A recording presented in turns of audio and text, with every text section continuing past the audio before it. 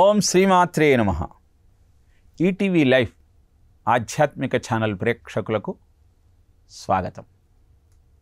మహాహంకార గర్వేణ తపో విద్యా బలేన చ భ్రమంతి చాస్మిన్ సంసారే ఘటయంత్రం యథా పునః అని గురుగీతలో పరమేశ్వరుడు పార్వతికి గర్వము ఏ విధంగా మనిషిని పతనం చేస్తుందో వివరించారు. తపశక్తి ఉందన్నటువంటి అహంకారంతో, విద్యాధనమే నా ప్రతిభను చాటి చెబుతోంది అన్న ఆలోచనతో ఎవరైతే అహంకారంతో ప్రవర్తిస్తారో వారు ఏనాటికి ముక్తిని అందుకోలేరు. ఈ సంసారం అనేటువంటి సాగరంలో ఘటీ యంత్రం అంటే ఏతాం లాగా మునుగుతూ తేలుతూ ఉంటూ జీవితాన్ని గడుపుతారు. తన తపశక్తి, తన గొప్పతనాన్ని చాటాలని, అందరూ తనకు నమస్కరించాలని, గురువుగా గుర్తించాలని అహంకారంతో ప్రవర్తిస్తున్న వారికి స్వార్థమే పరమార్థంగా ఉంటుంది తప్పితే సాటివాని కష్టాన్ని సమసిపోయేలాగా తమ తపశ్శక్తిని ఉపయోగించాలన్న ఆలోచన వారిలో కలగదు. అందువల్ల వారికి ముక్తి లభించదు. ఇక విద్యావంతులైనటువంటి పండితులు ఈర్షతో, అసూయతో, తమ ప్రాభవాన్ని చాటుకోవాలన్న ఆకాంక్షతో ఎన్ని ప్రవచనాలు చెప్పినా వాటి వల్ల క్షణికమైనటువంటి పేరు ప్రతిష్టలు వస్తాయేమో కానీ శాశ్వతమైన ముక్తి వారికి లభించదు. అహంకారాన్ని వదిలి సమాజ శ్రేయస్సే లక్ష్యంగా ఎవరైతే పరిశ్రమిస్తారో వారిని భగవంతుడు కరుణిస్తాడు. అలా కాకుండా అహంకారంతో మిడిసిపడేవారికి జీవితం నరకప్రాయమవుతుంది. మనిషిలోని దైవత్వాన్ని బయటికి పంపించేదే అహంకారం. ఈగో అంటే ఎడ్జింగ్ గాడ్ అవుట్ అని నిర్వచనం చెబుతారు. అలా అహంకారంతో ఉన్నవారు బావిలో ఏతమేసి నీటిని తోడితే ఎలా అయితే ఆ ఏతం మునిగి తేలుతూ పరిభ్రమిస్తూ ఉంటుందో అలానే భ్రమంతి చాస్మిన్ సంసారే ఘటయంత్రం యథా పునః. ఈ సంసారం అనే బావిలో మునుగుతూ తేలుతూ పరిభ్రమించాల్సిన అగత్యం ఏర్పడుతుంది తప్పితే ఏనాటికి ముక్తికాంత వారిని వరించదు. అద్భుతమైన ఈ సత్యాన్ని ఒక యథార్థ సంఘటన ద్వారా తెలుసుకునే ప్రయత్నం చేద్దాం. బుఖారా రాజ్యానికి ఇబ్రహీం అథం రాజుగా ఉండేవాడు. తాను రాజునన్న అహంకారము, తన యశస్సును నలుగురు కీర్తించాలన్నటువంటి ఆలోచన, తన రాజసాన్ని ప్రదర్శించాలన్న దర్పము అతనిలో పుష్కలంగా ఉండేవి. 125 వీషల పుష్పాలను పాన్పు మీద అమర్చి నిద్రిస్తూ ఉండేవాడు. అలాంటి స్వభావం కలిగిన ఆ రాజుకు భారతీయ సంస్కృతిని ప్రచారం చేస్తూ సాధు జీవితం గడుపుతున్న గురువుల యొక్క సాన్నిహిత్యం లభించింది. వైరాగ్య భావన కలిగింది. ముక్తి అంటే ఏంటో తెలుసుకోవాలన్న ఆసక్తి బయలుదేరింది. అలా రాజు జీవితం గడుపుతున్న సమయంలో ఒకరోజు మేడ మీద 2 సాధువులు మాట్లాడుకోవటం వినపడింది. వారి దగ్గరికి వెళ్ళి ఏమిటి ఇక్కడ సంచరిస్తున్నారు ఈ అర్ధరాత్రి సమయంలో అని ప్రశ్నించాడు. మాకు ఒక 2 ఒంటెలు ఉండేవి, ఆ ఒంటెలు తప్పిపోయాయి, వాటిని వెతుక్కుంటూ ఉన్నామని సమాధానం చెప్పారు ఆ 2 సాధువులు. అందరికీ ఆధ్యాత్మిక జ్ఞానాన్ని బోధించే మీకు ఈ మాత్రం ఇంగితం లేదా? ఒంటెలు ఎడారిలో ఉంటాయి కానీ మేడ మీద ఎలా ఉంటాయి అని తన తెలివిని ప్రకటిస్తూ సమాధానం చెప్పాడు ఆ రాజు. వారన్నారు, 125 వీసల పూలలో నువ్వు పరమాత్మను వెతుక్కుంటూ ఉంటే మేము ఈ మేడ మీద ఒంటెలను వెతుక్కోవటంలో ఆశ్చర్యమేముంది అని సమాధానం చెప్పారు. అప్పుడు అర్థమైంది ఆ రాజుకు తాను చేస్తున్న తప్పేమిటో. వైరాగ్యం మీద ఆసక్తి ఉంది, ముక్తి పొందాలన్న ఆలోచన ఉంది, కానీ దానికి అవసరమైన ఆచరణ ఎక్కడ ఉన్నది? వారి మాటలతో జ్ఞానోదయమైనటువంటి ఆ రాజు తనకు అనువైన గురువు కావాలనుకున్నాడు. అక్కడ అహంకారమే. తన మతస్థుడైనటువంటి కబీరు దగ్గరికి వెళ్ళాలనుకున్నాడు. వెంటనే కాశీకి బయలుదేరాడు. కాశీకి వెళ్ళి కబీరును ఆశ్రయించాడు. కబీర్ అన్నాడు, నేను నేత నేస్తూ వస్త్రాలను విక్రయిస్తూ జీవితాన్ని గడుపుతున్నాను. మీరు భూమండలానికి ప్రభువుగా రాజ్యాన్ని పరిపాలించిన మహానుభావులు. మీకు నాతో స్నేహము ఎలా కుదురుతుంది? నా గురుత్వాన్ని మీరు ఎలా అంగీకరించగలుగుతారు అని ప్రశ్నించాడు. ఆ రాజన్నాడు, నాకు ఇంతకాలానికి జ్ఞానోదయం అయింది, మీరేం చెబితే అది చేస్తాను, మీ ఇంట్లోనే ఉంటాను, మీరేం పెడితే అది తింటాను, నాకు ఉపదేశం చేయండి అంటూ అభ్యర్థించాడు. 6 సంవత్సరాలు పేకపడుగులను కడుగుతూ, నూలు ఉండలలోని చిక్కుముడులు విడదీస్తూ, ఇంట్లో వారు ఏం పెడితే అది తింటూ జీవితాన్ని గడుపుతూ ఉన్నాడు. కబీరు భార్య అయిన లోయీమాత రాజు పడుతున్న కష్టాన్ని చూసింది. ఆ మాతృ హృదయం ద్రవించింది. కబీరుతో 6 సంవత్సరాలుగా అహరహము కృషి చేస్తున్నాడు, అతనికి ఉపదేశం ఇవ్వచ్చు కదా అని అభ్యర్థించింది. కబీర్ అన్నాడు, అతనిలో ఇంకా పరిపక్వత రాలేదు, తాను రాజునన్న అహంకారము పోలేదు, అందుకే ఉపదేశం ఇంకా చేయలేదు అని సమాధానం చెప్పి, లేదండి, ఏం పెడితే అది తింటున్నాడు, ఏం చెబితే అది చేస్తున్నాడు, మౌనంగా ఉంటున్నాడు, అతనిలో అహంకార భావన నాకు కనపడటం లేదు, ఉపదేశం ఇస్తే అతను ఆనందంగా ఉంటాడు అని సమాధానం చెప్పింది. పరీక్ష పెడదామన్నాడు కబీరు.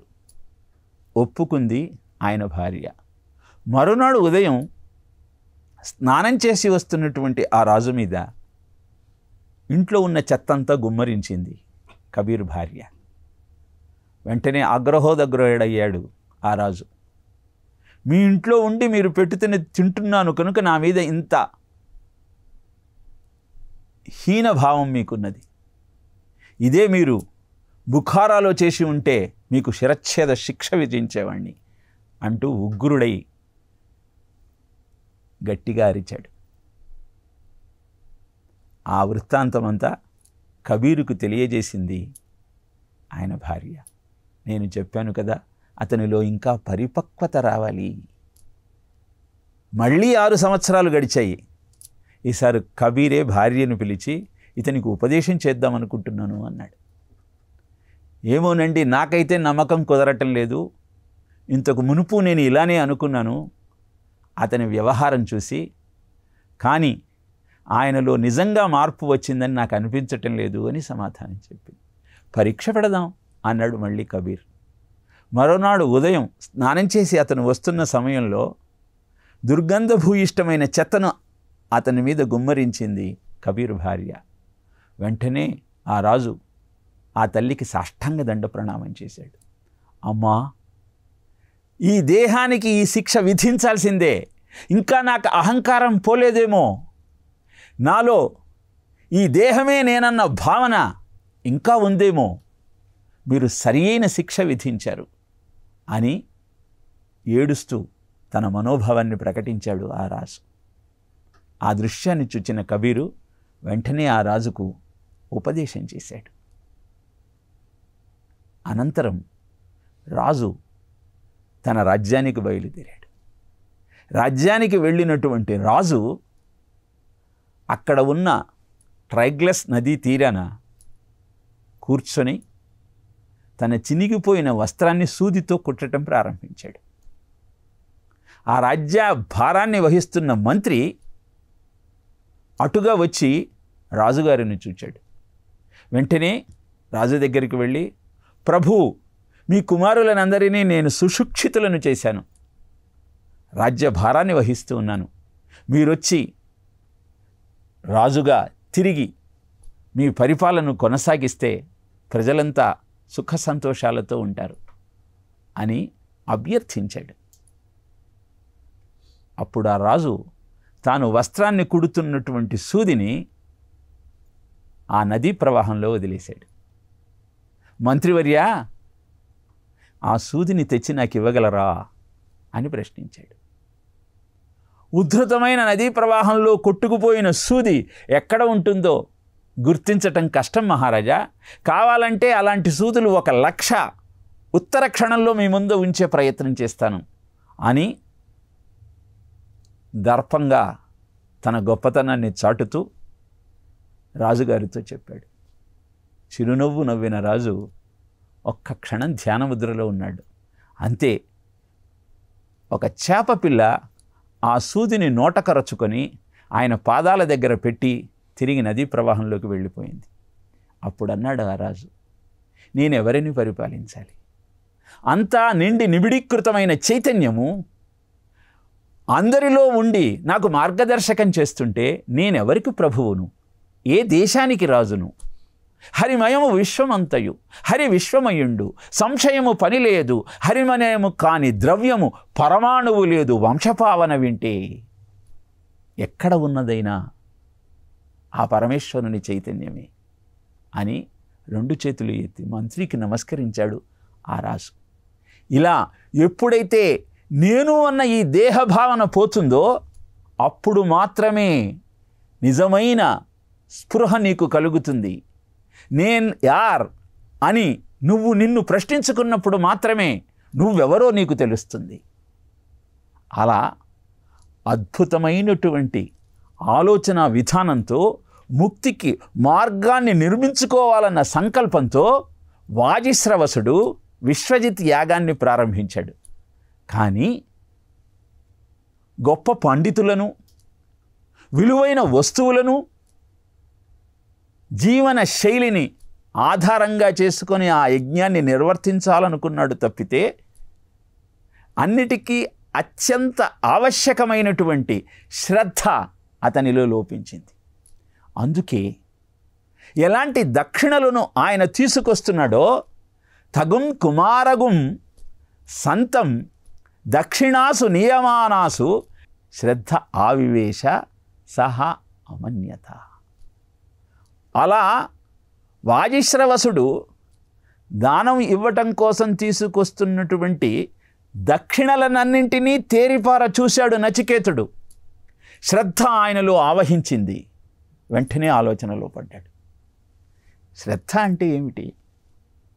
శాస్త్రవాక్యం పట్ల, గురు బోధ పట్ల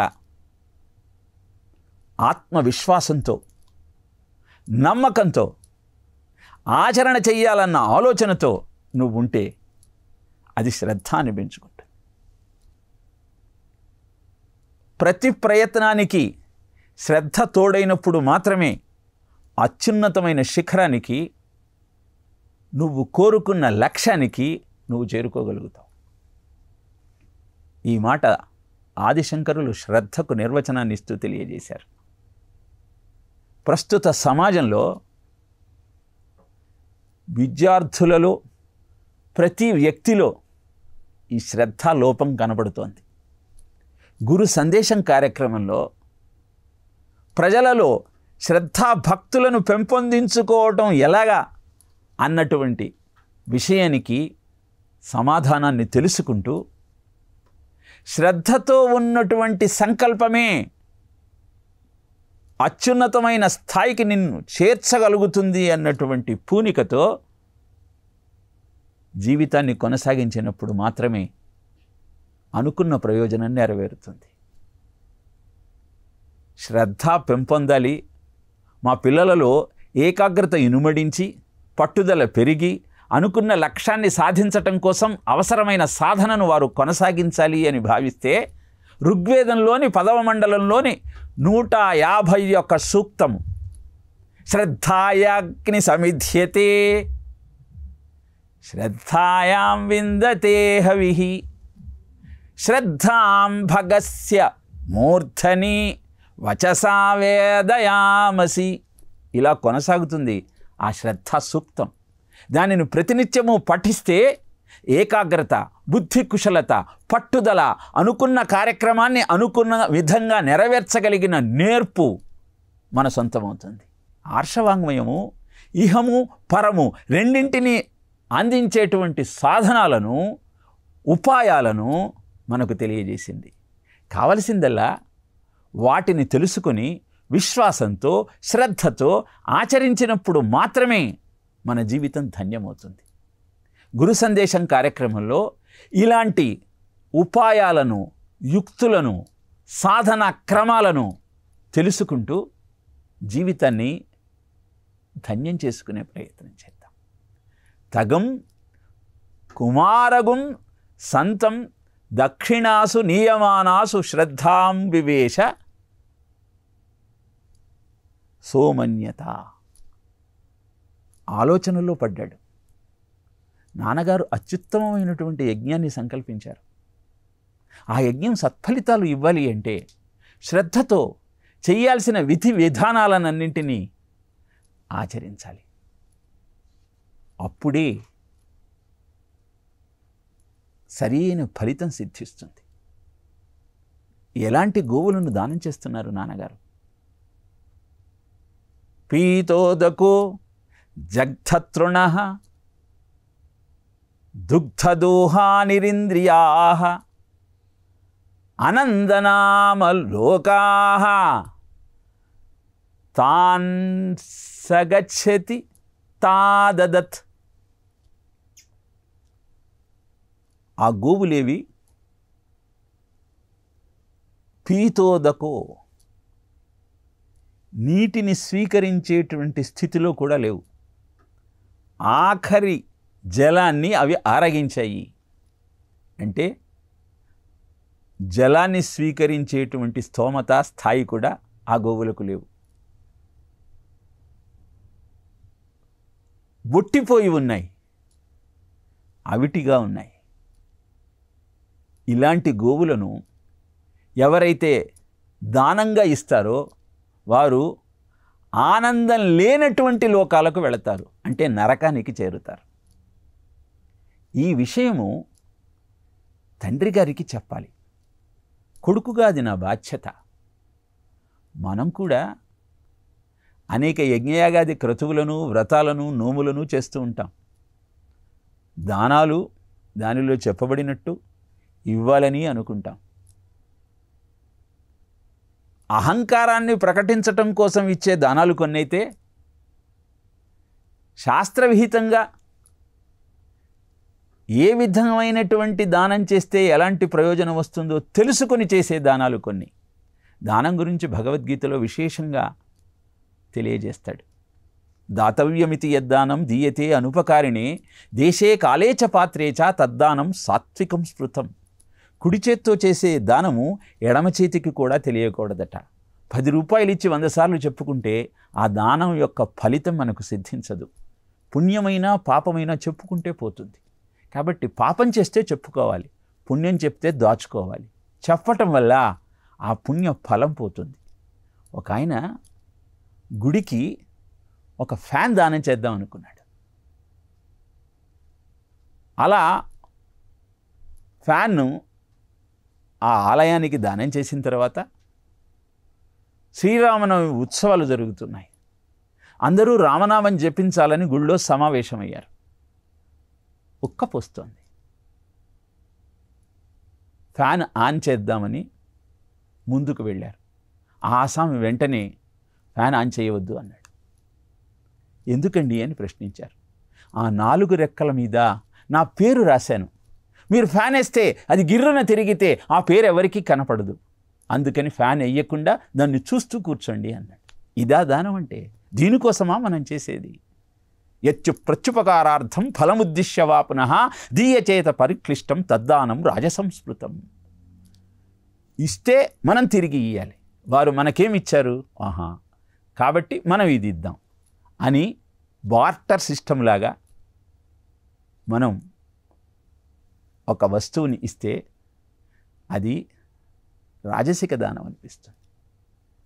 ఎంత గుప్త దానం చేస్తే అంత గొప్ప ఫలితం మన సొంతం అవుతుంది. ఇక్కడ వాజస్రవసుడు కూడా దానం చెయ్యాలి కనుక ఉట్టిపోయిన గోవులను ఇస్తే సరిపోతుంది అని అనుకున్నాడు తప్పితే, అలాంటి గోవులను ఇవ్వటం వల్ల సత్ఫలితం కలిగే మాట అట ఉంచి అనందనామలోకాహ అధోగతి పాలయ్యేటువంటి అవకాశం ఉన్నది. ఈ విషయాన్ని గ్రహించాడు నచికేతుడు. కుమారుడైనప్పటికీ తండ్రికి ఈ సత్యాన్ని వివరించాలనుకున్నాడు. తాను చెబితే తండ్రి వింటాడో లేదో, అయినా తన ప్రయత్నం మానకూడదనుకున్నాడు. ఎలాగూ విశ్వజిత్ యాగంలో కొడుకును కూడా దానం చెయ్యాలన్నటువంటి నియమం ఉన్నది కనుక నన్నెప్పుడు దానం చేస్తావు అని తండ్రిని అడిగినట్టయితే అప్పుడైనా తండ్రి సత్యమేమిటో గుర్తిస్తాడు. తద్వారా తాను దానం చేస్తున్న ఒట్టిపోయిన గోవులను పక్కన పెట్టి మంచి గోవులను బ్రాహ్మణోత్తములకు అందజేస్తాడు.